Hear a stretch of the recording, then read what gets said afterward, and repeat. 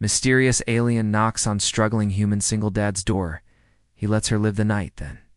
HFY. The night was dark and quiet. Cold rain tapped against the broken roof of Daniel's small house. Daniel was a struggling single father. He worked long hours at a factory, barely earning enough to keep food on the table for his daughter, Emily. At night, when the world grew quiet, he sat near the window, watching the empty street. He was tired, but he refused to fall asleep too soon. He had learned that the world could change in a single moment.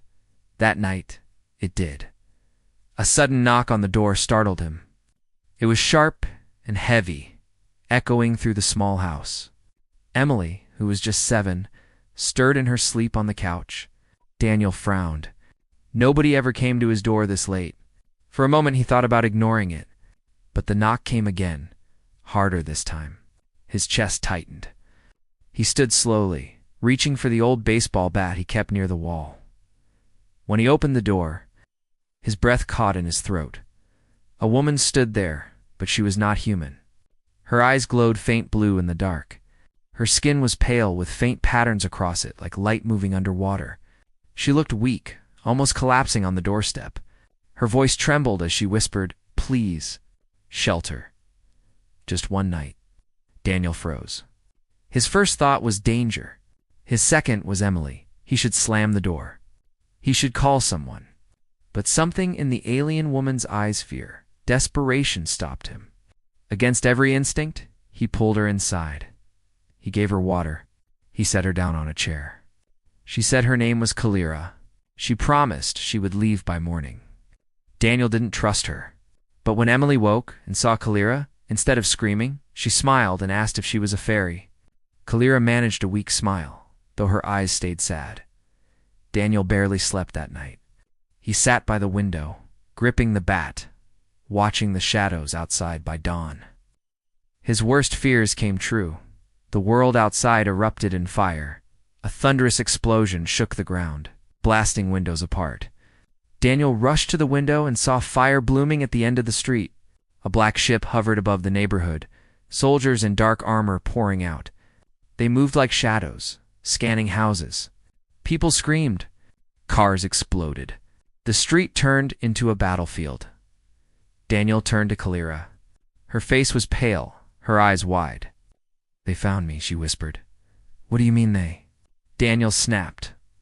But before she could answer, the wall exploded inward. Heat and smoke filled the room. 3 armored figures stormed inside, their weapons glowing red. Daniel grabbed Emily, shielding her. Kalira stood, weak but defiant, and raised her hand. A burst of blue light shot from her palm, knocking one soldier through the wall. Daniel couldn't believe his eyes. "Run," Kalira shouted. He grabbed Emily and bolted through the back door. The house behind them burst into flames. Bullets and beams of energy cut through the air. Daniel stumbled across his yard, pulling Emily close. Kalira followed, blasting soldiers with strange blue fire. But she was slowing down, her strength fading. They barely escaped into the woods behind the neighborhood as the entire street burned. Daniel's home, everything he owned, was gone. Fire lit the sky. Neighbors screamed, soldiers hunted, and above them, the black ship thundered like death itself. When they finally stopped to breathe, Daniel turned on Kalira. His hands shook with rage and fear. "What are you? Why are they here?" "My home is gone because of you." Kalira's glowing eyes softened. "I didn't choose your door by chance," she said. "I chose it because I had no time. I carry something. Something both my people and your people would kill for." She opened her hand. A small silver cube pulsed with light. "This contains the plans of the war. The invasion. Earth is not safe anymore. My kind is coming, and your leaders already know. They have agreed to let Earth become a battlefield. But this can end it." Daniel's head spun. It sounded insane. Yet the explosions, the soldiers, the fire raining from the skies, everything proved she wasn't lying. Emily clung to her father's leg. "Daddy, are the bad men coming for us?" Daniel hugged her tightly. He wanted to say no. But deep down, he knew the truth. Yes, they were. The next hours were a nightmare. Everywhere they went, soldiers appeared. Streets burned. Bombs destroyed entire blocks. Daniel saw helicopters torn apart by alien fire, tanks crushed by ships. Humanity fought back, but they were losing. Each corner turned into a trap, each sound a warning. The suspense grew heavier with every step. Daniel couldn't tell who to trust. Some humans tried to help them, but others betrayed them, pointing them out to soldiers for rewards. Even the police fired at them, desperate to deliver Kalira to whoever was paying. Kalira grew weaker. She had been injured before arriving at Daniel's home, and the battles drained her more. Still, she pushed forward, guiding them to a safe house hidden under the city. She explained that she had once been a commander in her army, but she turned against her own people after seeing what the war would do. She stole the cube and ran. Without it, her people couldn't finish their plan. With it, humanity had a chance. But Kalira wasn't sure humanity would. Use it to save themselves, or to destroy her kind. Entirely, the climax came when the black-armored soldiers cornered them in the ruins of an old warehouse. Dozens poured in, weapons ready. Daniel, clutching Emily, felt his heart sink. There was no way out. Then, a massive explosion rocked the building. Fire tore through the roof as a human resistance group attacked. Gunfire and alien beams filled the air. The warehouse became a battlefield of smoke, screams, and death. Daniel fought with anything he could find: pipes, rocks, even his fists. Kalira fought beside him, but she stumbled often, each blast weaker than before. Through the chaos, Daniel realized something terrifying. Both the human soldiers and the aliens weren't just fighting each other, they were both trying to kill Kalira and take the cube. Neither side wanted peace. Both wanted control. Daniel's stomach twisted. His daughter's future was being crushed between two greedy, violent worlds. As flames rose higher, Kalira shoved the cube into Daniel's hands. Her voice shook. Protect this. Protect her. Whatever happens, don't let them win. Before Daniel could respond, soldiers swarmed again. Kalira unleashed one final blast, collapsing part of the roof onto herself and the attackers. Daniel screamed her name, but there was no time. He grabbed Emily and ran, the cube glowing in his hand. They barely escaped into the night, stumbling into burning streets where alien warships hovered over the city. Bombs fell, fire swallowed the horizon, and the sky glowed red with war. Daniel held Emily close as she cried. His home was gone. His world was ending, and yet, in his hand, he held the one thing that could change everything. The story ends with Daniel staring at the glowing cube, his face torn between fear and determination. As Kalira's words echoed in his mind, "If we fail tonight, your world dies with mine." Daniel was a man running on empty. Since his wife's death, every day felt like a fight. He worked long shifts at a factory, his hands calloused, his back aching, but the money was never enough.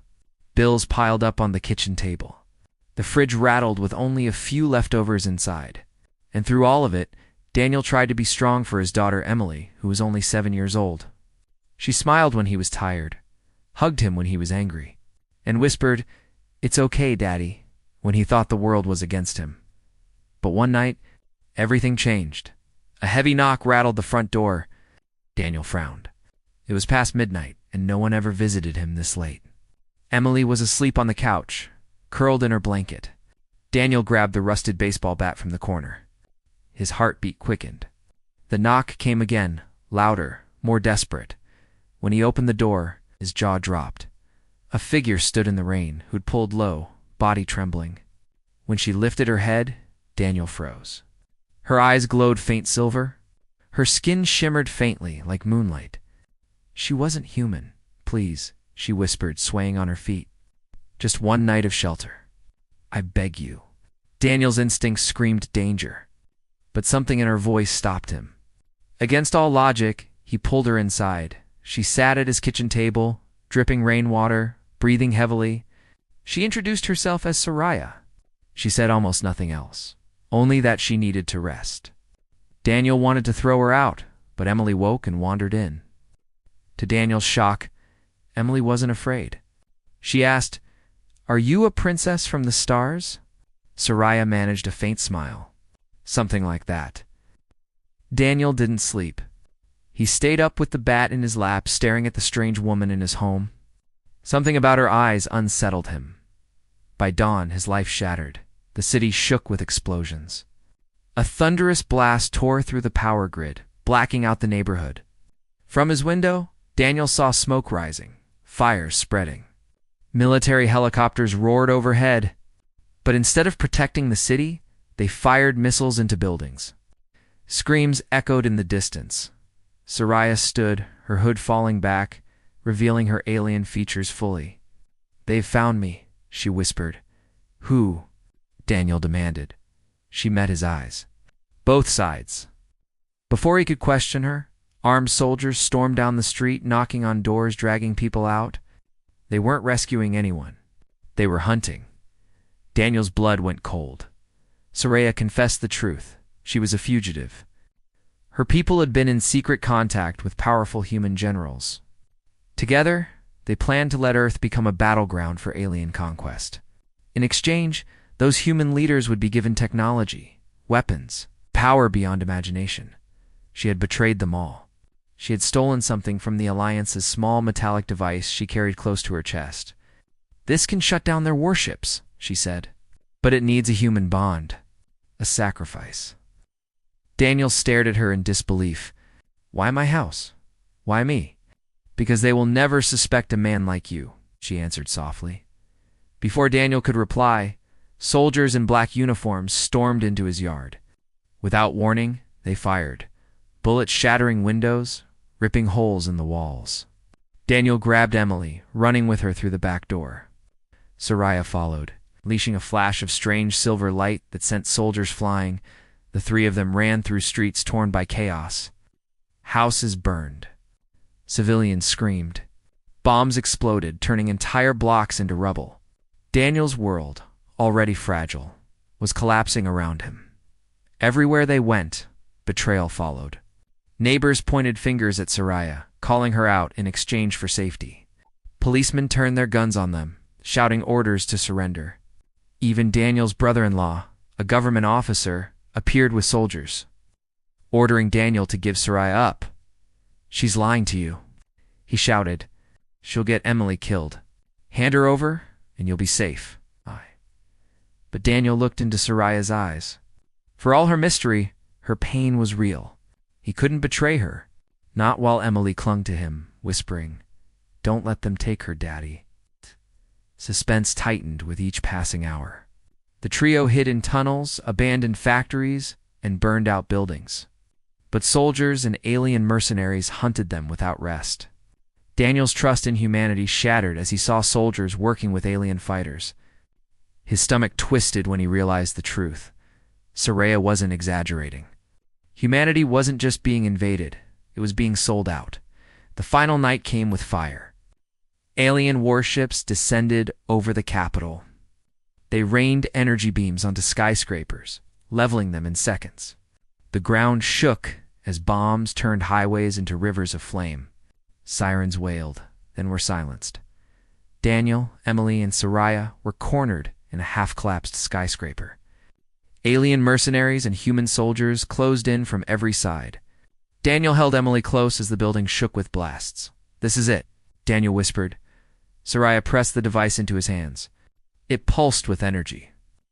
"Only a human can use it," she said. "But it demands a price. It will drain the life of the one who bonds with it." "That's why I came to you." Daniel's throat tightened. "You want me to die?" Her silver eyes softened. "I want your world to live." The building rocked as another explosion ripped through the lower floors. Dust and fire rained from the ceiling. Soldiers stormed closer, their weapons glowing. Emily's small hand gripped Daniel's sleeve. "Daddy, please don't leave me." Tears burned in his eyes. He had already lost his wife. Could he leave his daughter too?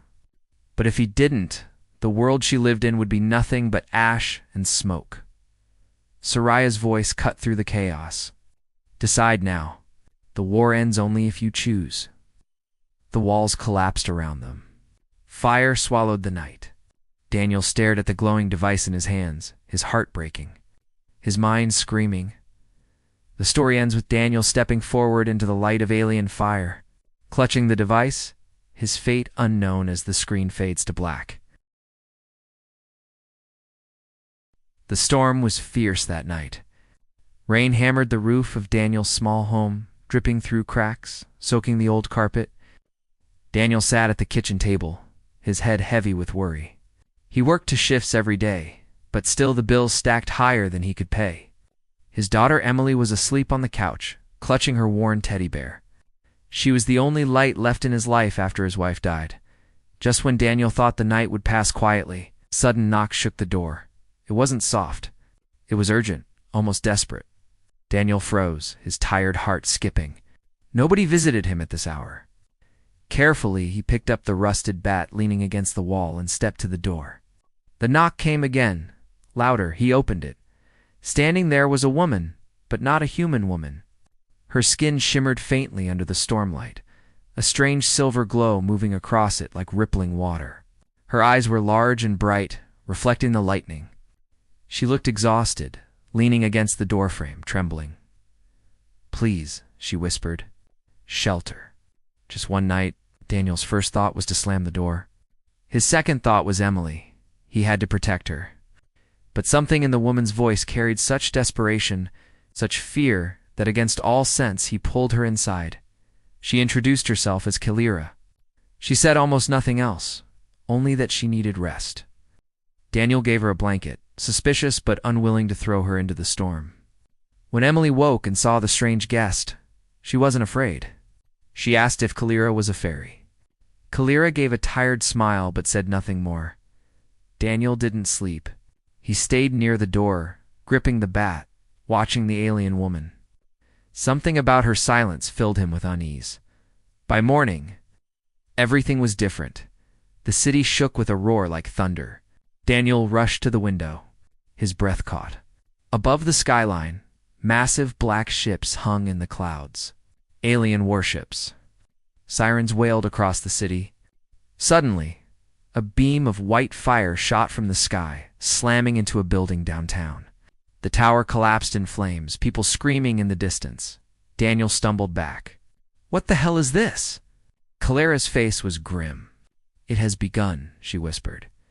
Before Daniel could ask what she meant, explosions rocked the neighborhood. Fire spread from house to house.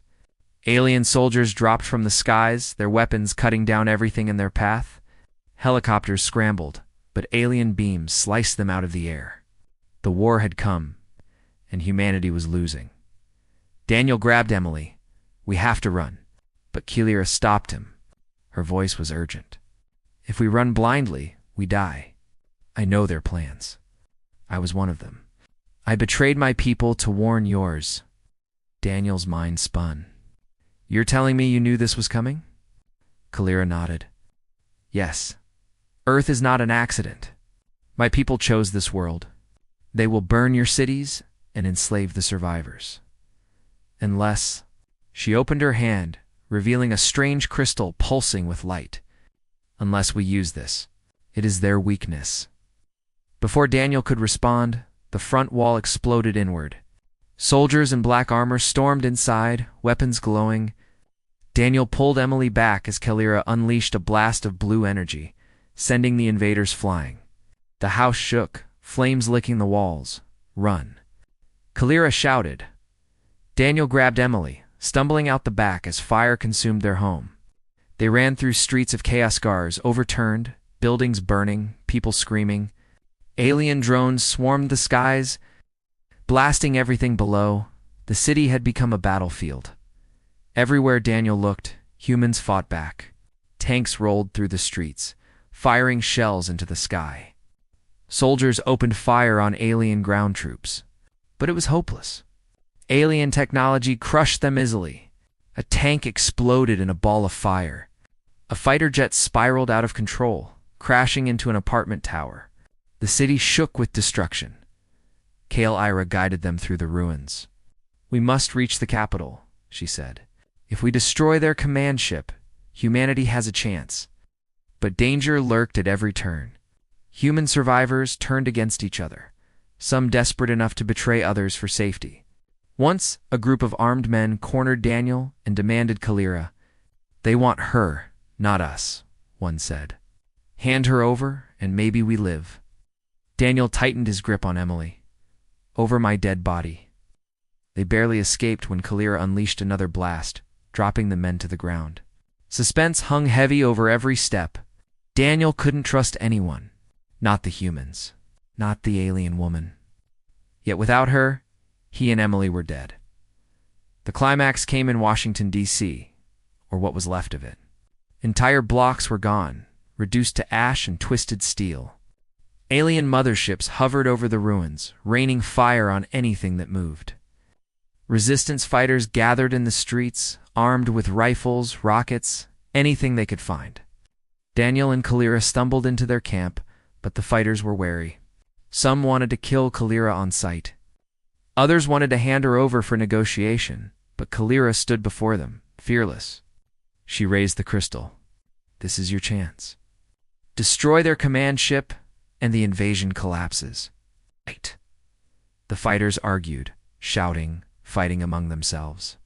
Daniel realized the truth. Humanity was breaking apart. Distrust and fear were destroying them faster than the alien fire. That night, the final battle came. Alien soldiers stormed the ruins. Warships unleashed torrents of fire. Explosions lit the sky.